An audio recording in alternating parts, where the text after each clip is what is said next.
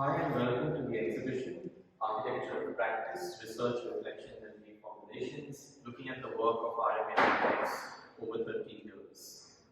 It's a mid-career retrospective of an architecture practice that is curated by me, and we have Rahul and myself doing this work, especially for a lot of you who could not visit the exhibition in person. And thanks for all your excitement to be able to or wanting to see the exhibition. This is a curated show, a curated exhibition, and that makes it special, especially since in India we've not seen many of these occasions. And also the fact that we are particularly looking at a practice and the way it sort of has grown and shaped itself in the city of Bombay, but practiced all over India as well as abroad. The exhibition essentially locates the practice in the 1990s, the decade in which the practice is born. And that period is very important for many of us in India, many and everybody across the world as much. It's a period of many political changes, many economic upheavals, many different things happening. And the question becomes, how does an architecture practice as young as shaping itself precisely in that decade literally engage with its own time, engage with its own context? And it will be interesting to see as we move inside and as even Rahul sort of talks about his projects, to see how the moment and the time has exchanged notes with the nature of architecture decisions, the processes in architecture development as project by project developed in the studio, in the RMA Architects studio. Besides looking at this context of time, the exhibition also focuses on three key concepts, which have been concepts that have been developed at the curatorial level, but this has also emerged as a conversation, as an ongoing conversation between Rahul and myself, which has been a long collaboration. In fact, we just realized while putting this exhibition together that it's nearly been a decade of collaborations and conversations between the two of us. The question of context, the question of language, the question of continuity. These three key concepts and key ideas have been very important to us. Context as the notion that is not sort of framed or stipulated to a particular place or time, but context as an idea that keeps moving, that keeps shaping. And how does in fact architecture not only become the recipient of a context, but architecture actually shape context? And in fact, Rahul's very important lecture, which is also available for viewing online, the context of context has been a very important meeting point for the two of us to discuss this issue. Also, context has been important for us in the time period where identity politics, the questions of heritage, have been equally important in the profession and gender. The question of language is, both of us agreed at some point that the question of language in architecture is a forgotten place. In fact, so many issues and so many things have taken over the discussions on architecture that what shapes architecture, what gives shape, form, structure to a building has sort of receded in conversations. And with RMA projects, you actually begin to sort of refresh your mind and look at how language actually engages with some of the issues of time, politics, and economics. And the third one, which is continuity, is a local question when we are looking at 30 years of practice and you ask for continuity, or everybody wants to see a continuity. But the claim is that actually the continuity isn't the ruptures. The responses to different ruptures and breaks is where a practice actually indicates how clear its thinking is, rather than sort of shifting ground every time a new rupture or a new break comes to it. But on the other hand, continuity is also how you build relationships with the past. And building relationships with the past don't have to be subservient, as very often it is imagined, to aim or copy or to reinterpret. But rather the question of reformulations and reflections is where the notion of continuity actually comes about, where you shape a new imagination, but it relates with the past in certain ways. Now, anything that you would like to add? No, the only thing I'd sort of add on to your beautiful articulation of the concept behind the exhibition is, when you mentioned 1990 and liberalization of India's economy and everything that goes with it, I often quote my colleague Yves Lau, who talks about how transitions are a critical moment. And it's only in retrospect and doing exhibitions through this and one becomes even more conscious about it, because what she describes is this notion of simultaneous transitions, which means we transition out of a condition and transition into another condition simultaneously, and there are overlaps, which means it's never a clear threshold that you cross and you transition, say, from a socialist ideology to a capitalist one. But these are simultaneous transitions which create actually very complicated landscapes. And really, I think, as you were describing this, and I look at the chronology and in retrospect, I realized that our practice, or my generation that practiced, say, between 1990 and 1992 to today, has been experiencing these simultaneously. And that schizophrenic kind of environment is what the built environment basically is manifest itself, or these transitions, manifest themselves in a kind of schizophrenic built environment. And so it was very interesting, the 30 years, because we were sometimes dealing with socialist protocols, but capitalist aspirations, and sometimes vice versa.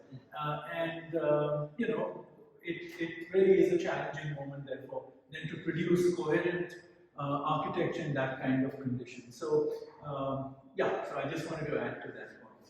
Thanks, Rahul.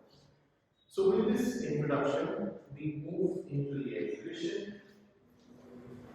So the exhibition is structured in 3 registers, and what we'll do is very briefly describe the 3 registers, and then Rahul and myself will, between the 2 of us, walk you through some of the details of each register. But basically, also it's important to point out that this exhibition, as much as it may be a showcase of the practice, has also been this for us, developing a series of contours for critical thinking, whether I'm thinking of architecture as a critic, as a historian, or whether it is a practitioner looking at his own practice, but in the wider spectrum of architecture, the contemporary, and India and the world. The first register, which has been, I think, important in many of our collaborations, is the idea of chronology. And this chronology literally comes from the book Working in Mumbai, which was literally published a year before this exhibition is up to date.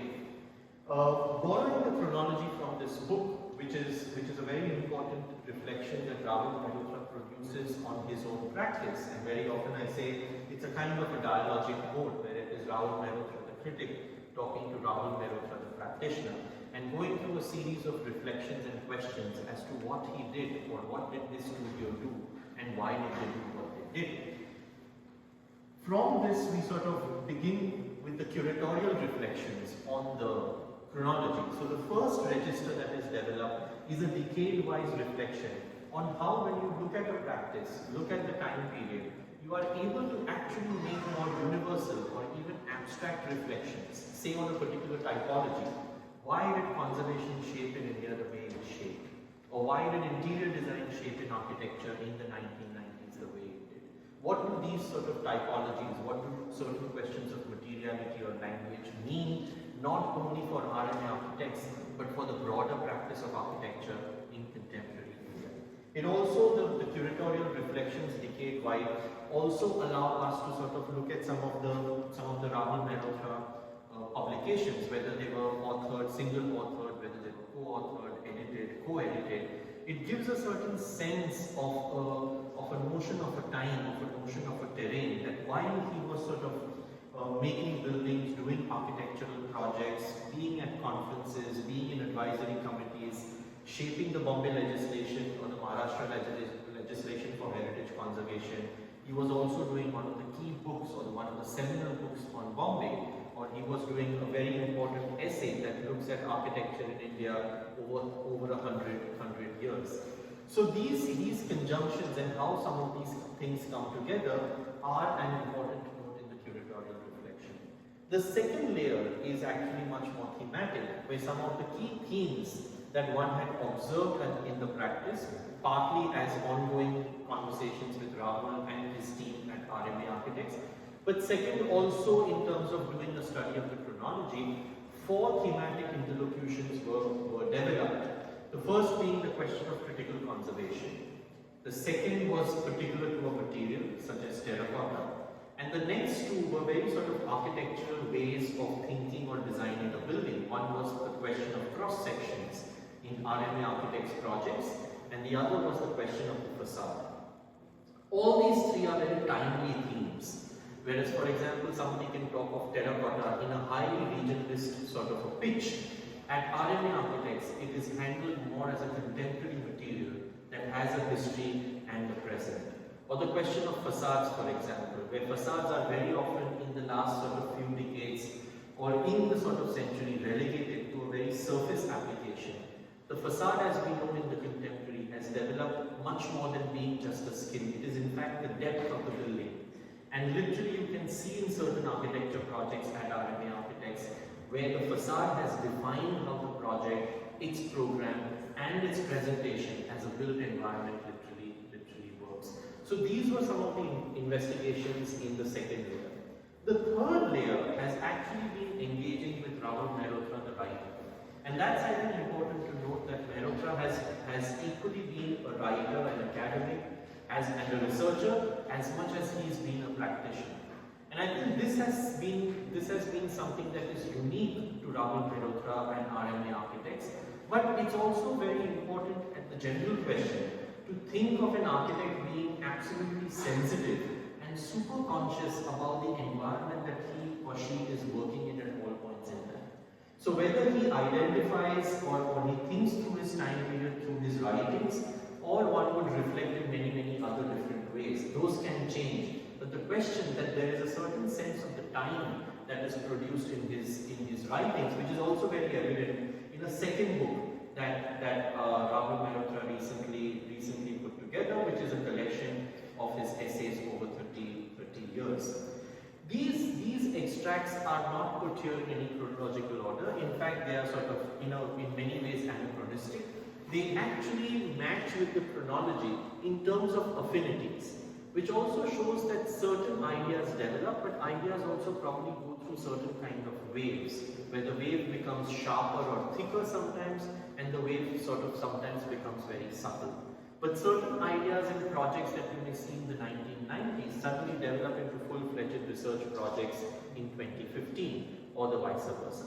So these three layers literally become the sort of more history and theory understanding of a practice. But what we get out of this is not just about RMA Architects, but a much broader sense of what the last three decades have meant to us, and what these have done as far as architecture history of the contemporary in India has shaped itself into. Now, anything you would like to add? No, just what I think was not surprising but interesting for us, which is from a chronology which is linear, but is embedded with many intersections with the writings and other engagements. So that was one layer of layering that we saw, in a sense, or one layer of intersections through the layering that we saw. I think it's wonderful the way you extracted 4 other rubrics, which make us conscious about the fact that those themes are quite persistent, which we didn't realize, which means critical conservation is persistent from our first projects to our last few years. It's something we've continuously pursued. The CRS project, and then across scales, across interior scales, design or master plan. Correct. And more recently, like the Lalbhai project or Lalbhai Museum has the same concerns. And similarly, I think what you've picked up is, the terracotta facades as well as the sectional volumetric articulations actually are quite consistent over the 30 years. And we weren't so conscious about it clearly. And I mean, I suppose that's the dimension that you later evidence. Thanks. And it was interesting that a lot of these things were either developed as my studied observations to begin with, or they were perceptions, which in the process of research with the team at RMA Architects then became sharper. So if I suggested a cross-sectional conversation, the team responded by sharing more projects and details. And I think that research process was also important in the curatorial process. Which is what also made, I think, the effort that the Architecture Foundation, Ela and her team have put into archiving. I think the framework of the archiving made that conversation possible.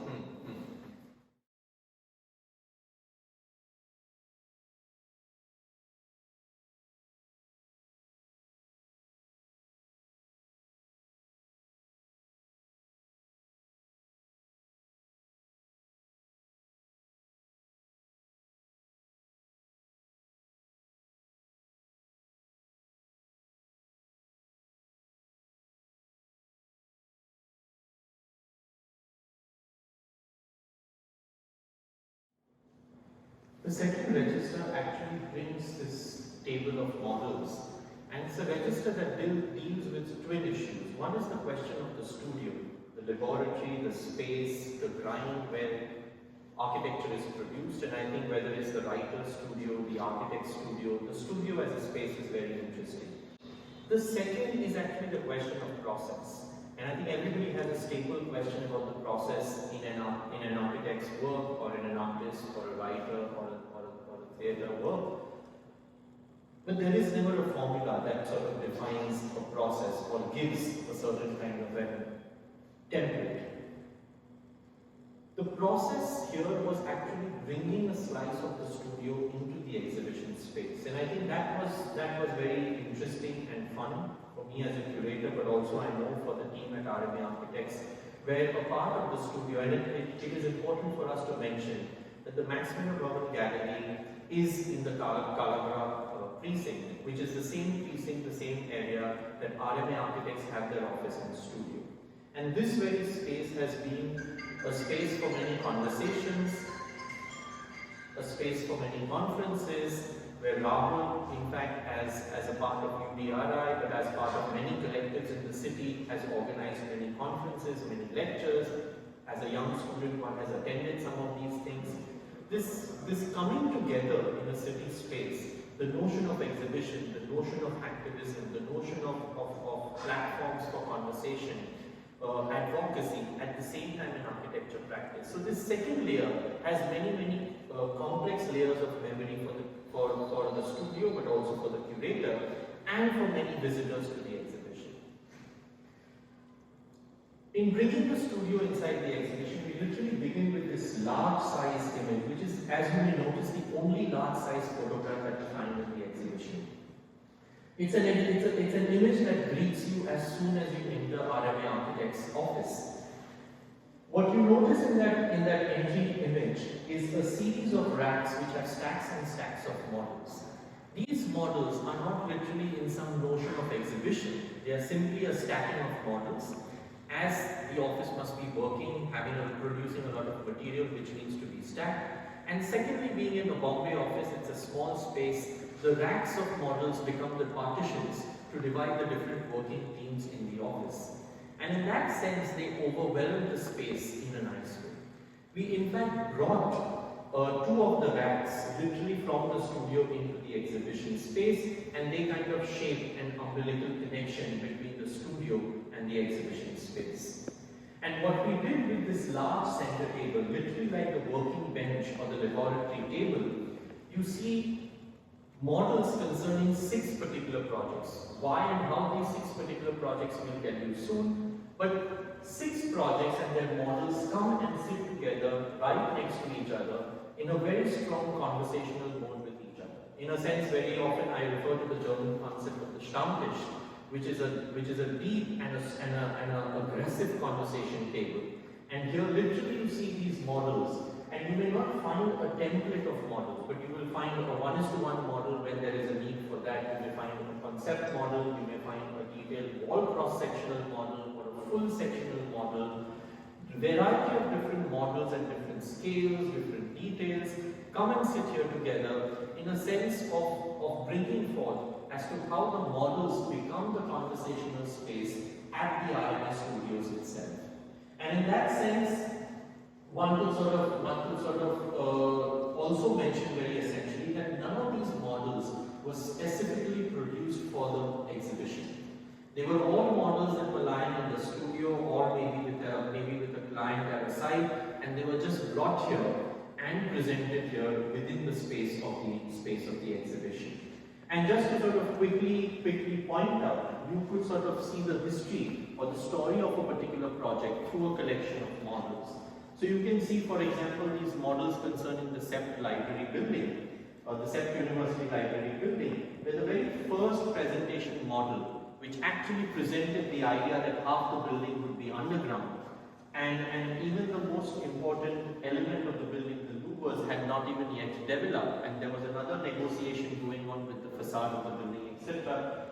And it was designed as a split model to make a certain argument to the client that was to which the building was being presented. to a very small conceptual model where you can see that the ideas of the louvers is beginning to shape up, to a later model where literally the structure is very clear, and to a final model where literally you see the louvers, the very clearly developed cross section, the different sort of layering, and as I say that in this building you have sort of horizontal and vertical two-way layering in that way, to a door handle which was literally a 1:1 model.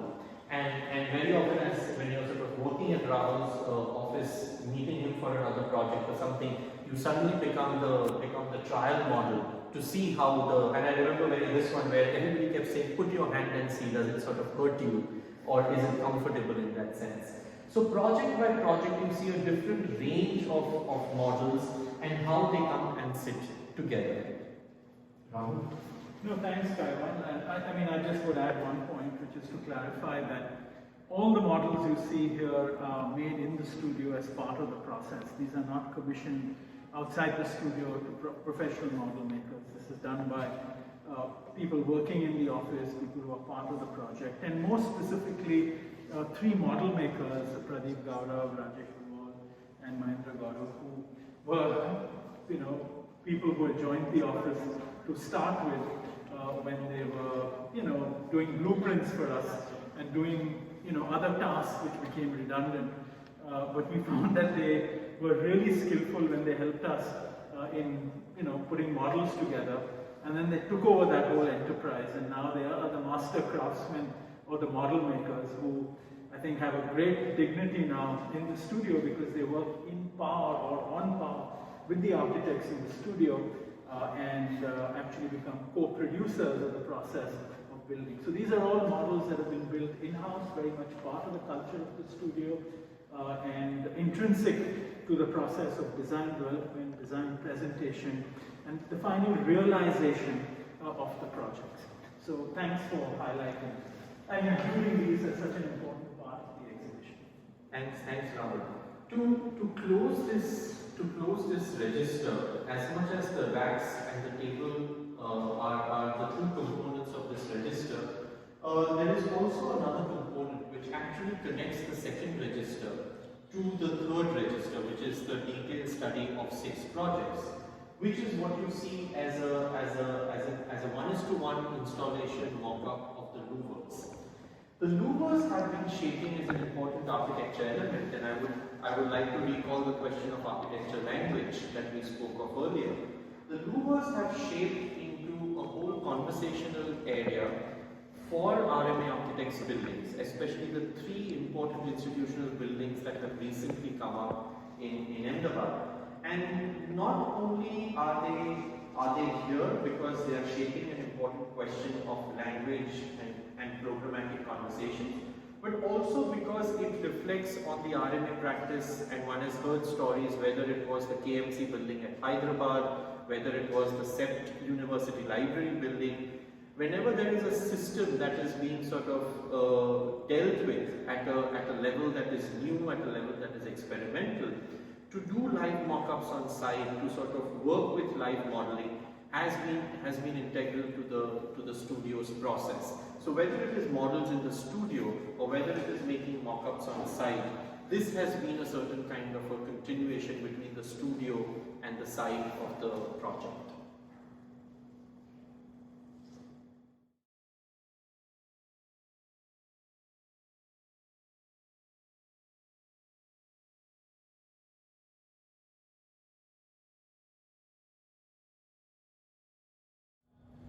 The third register, as would be expected of an exhibition that looks at an architecture practice, was to look at a portfolio of projects. Through many discussions, we came to a decision of showcasing only 6 projects. And one of the key ideas about these 6 projects that they were the most recent projects, as the recent projects would be the best to accumulate what has gone on in the practice in the last 30 years. We also realized that while we were sort of making a choice of these 6 projects, these 6 projects got divided into 2 cities. And if you listen to the podcast that is now sort of online, which is a large 4-episodic podcast, Rahul Mehrotra has deep connections with 2 cities in India, one obviously being Bombay, and the other being Ahmedabad, where he spent a long period as a student and now has in fact three very important buildings in the way Ahmedabad as a city and its institutional spaces are shaping today in the 2020s. So these buildings got divided into 3 buildings from Ahmedabad, 2 buildings from Bombay, and 1 building from Basel, Switzerland, which is right behind me, but this also has a Bombay connection. In the way we presented these projects, and I would sort of like to briefly mention that, as much as their photographic documentation is very important and they're wonderful images, we were very careful that the building had to be seen for itself and not that the photographs literally take over. So besides some of the images that express the building best, you have a register of photographs that allow you to come close and look at the building and understand it. We made a particular selection of drawings for each project. One, we made a choice of working drawings, where the working drawings actually help you understand as to how the studio transitioned from ideas and concepts that shape a project to the working and built reality of a project. And at the same time, the choice of some of these working drawings were the ones that best expressed this transition between ideas and building. The 2 Bombay projects have also very specific Bombay story. One of them is the Prince of Wales Museum or the Chhatrapati Shivaji Maharaj Vastu Sangrahalaya, and the other is a very recent crematorium project. In fact, it's ongoing project and it's not even finished completely as of today. These have a particular story of how the city of Bombay, or in how a particular context an architect enters, and I'll leave that story to Rahul. And the three buildings in Ahmedabad, besides being very important for the new institutional spaces that are shaping the city today as compared to the more modernist imagination of the city, they also have emerged as shaping the language of the louvers, as we just briefly mentioned earlier, and one in detail can actually say that even if all the 3 buildings have the facades of the louvers, how each one works with the louver to tell a completely different story and express a completely different imagination. But also in 2 of the buildings, one in Ahmedabad University and the other in the IIM campus, you also see a very different imagination of the institutional space that is imagined in these 2 RMA Architects buildings, and we can come to that a little later. Rahul, I'll leave you to sort of discuss the projects more directly. Thank you, Kaiwan. And I think you already alluded to it. There are 2 projects that are in Mumbai, and I think these projects are unique and important because in a way I describe them as almost co-produced with the client. These are projects which are difficult in the fact they're institutional projects that have to negotiate an entire bureaucracy, but also, in this period of transition between India liberalizing its economy, where private enterprise is beginning to partner with public institutions, these projects, I think, also exemplify that condition. So in the case of the museum, this is a project that we've been involved with for over 25 years. This is a project where with the clients we've evolved based on their needs, kinds of responses that would be relevant for the time. And this is also a provocation really to the profession in terms of our own role as architects, where it can't be about being passive, it's also about a form of activism, where, we, as I think it's important, we are sort of empowered by society in a way to imagine better spatial possibilities for society. And here at the museum, it's a series of projects that range from a small visitor center to the extension and making an annex viable to other interventions, one for a children's museum and for other sorts of functions. And I think the interesting thing about this is that these have happened over time and they are related very much to the needs and aspirations of the museum, but in a sense co-imagined with the owners and the clients. So like the Mumbai projects, the 3 projects in Ahmedabad are unique because they're institutional projects. It's a city that I'd studied in, and I think the library at Seth University is particularly important because it was about intervening in, I think, what one could call a contemporary heritage kind of context, and sort of that brings with it, other challenges. which I think we were very excited about addressing. But what's interesting, I think, for the three Ahmedabad projects is they're institutional, and they are all projects where one has tried to extend this notion of ambiguous space, where there is a lot in the program that is not specified, and therefore these spaces respond to that possibility that chance encounter can happen, that student-faculty interaction can happen, that there's a looseness, a porosity in the way the spaces are organized. In the case of the CEP library, it's a little more constrained because of the footprint of the building, but there are spaces, courtyards and other terraces, etc., which allow this to happen. And of course, in the School of Arts and Sciences, this is taken to another level where almost the entire ground floor is left transparent, ambiguous in its use.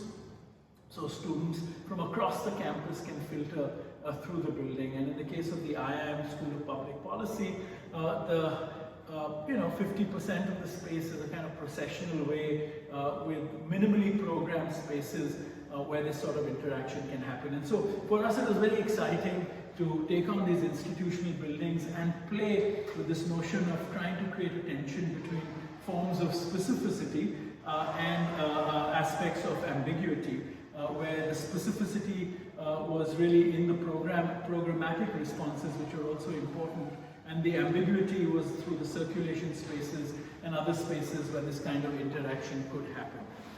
The other project in Mumbai, which Kaiwan was alluding to, which is a crematorium, is also institutional, and like the museum, it's one which is kind of tripartite working between Antin Sanstha, which is an NGO that approached the Bombay Municipal Corporation, and then they also approached us to help them imagine ways that a crematorium facility could be situated in Mumbai, taking an existing facility and revamping, upgrading and redesigning it.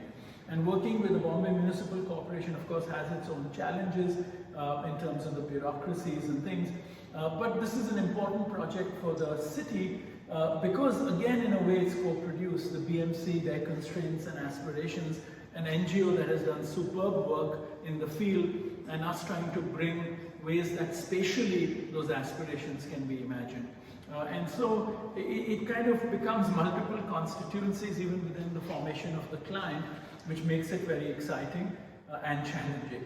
And again, there, I think the approach is quite different, where, of course, there's a lot of specificity in the programmatic requirements of a crematorium, but we've also tried to create a different kind of ambiguous space, one where I believe there's a kind of a sense of abstraction, a sense where you are taken away, or your mind is taken away from the distractions of the city into an inner world that's quiet, different, and a lot of play with light in a way to evoke another spectrum of emotions in a condition like that when you're visiting the crematorium.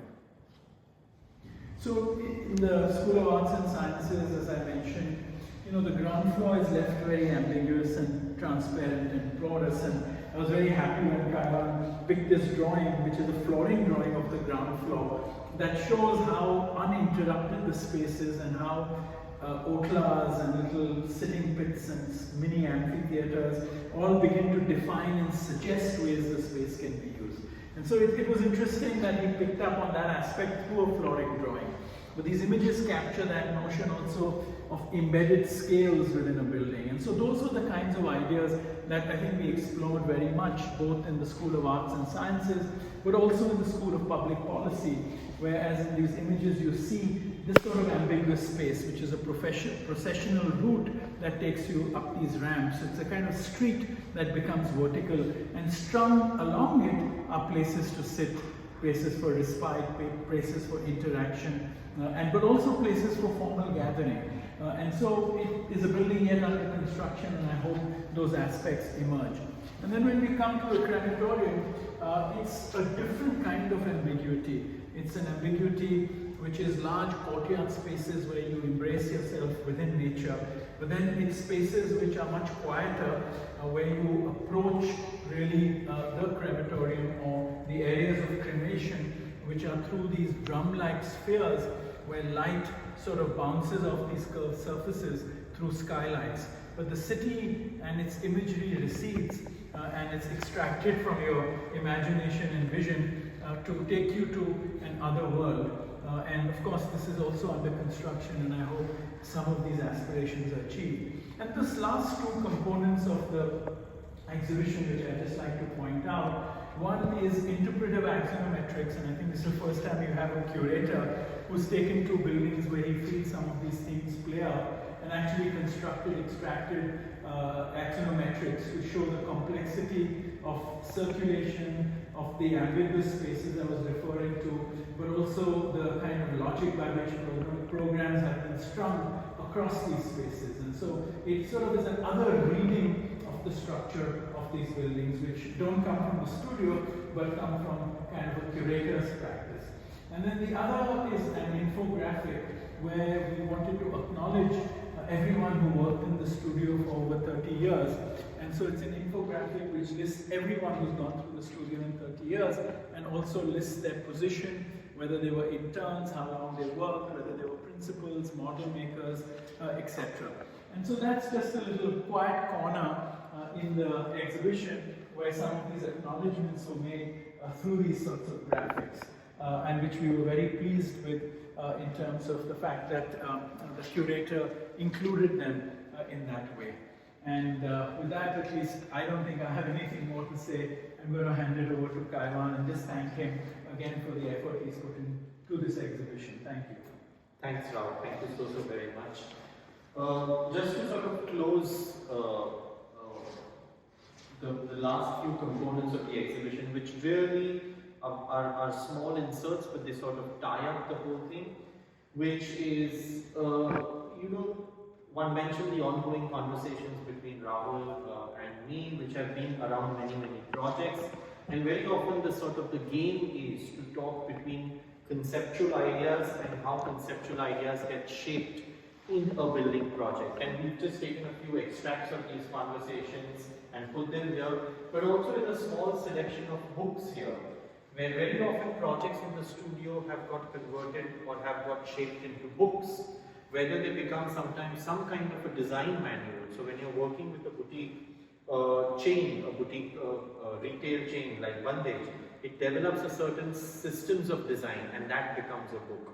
Or in certain projects it becomes a communication, the whole book becomes a way of communicating between the end user and the design process.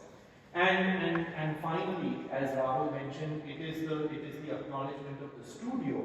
But in these series of images where we see finished buildings, but also a variety of site photographs, it's also the acknowledgement of the site, where the site itself becomes the working space for the architect's practice. So as much as the studio is present in the architect's practice, the site is present in the architect's practice. In many ways, I think this exhibition, as much as it is focused on a particular studio, a particular practice, I think for both of us, for Rahul Mehrotra and myself, it has also been the occasion for many kinds of different conversations, which have much more of a universal or a more general approach to the questions of design, to the questions of architecture, to the questions of the relationships between the contemporary and architecture. And in that sense, one has hoped that audiences have been able to see this in the shape of this exhibition, in the way the exhibition is sort of read, where the exhibition is not focused on a project by project appreciation. It's not in the mode of architecture appreciation like you have the funny thing called art appreciation. But in a sense, it is actually through projects, through models, through references of the studio and through the chronology, opening up a much wider sense of the ecology of an architecture practice. And when one is saying an architecture practice, one is seeing that could be in some sense a template to understand a variety of other architecture practices and how they all sort of come into an architecture ecology. And to close, one would like to say that an important question that emerged for us, that's for Rahul Mehrotra, myself, and Ranjit Hoskote as co-curators of the State of Architecture exhibition, was the role of the architect. What is the urgency within which the architect will act, rather than being the lifestyle designer, or rather than being the person who's going to sit and wait for a client to come to him and then sort of, with a magic wand produce a building for him or her. But the active architect, the architect who is acting on the ground and through the instruments of architecture, through the modes of architecture, is engaging with society, is engaging with the space of the contemporary, whether it is the space of politics or whether it is the space of economics. That question of the role of the architect is something that has been a key underlying question when we have investigated what has shaped RMA Architects in the last 30 years.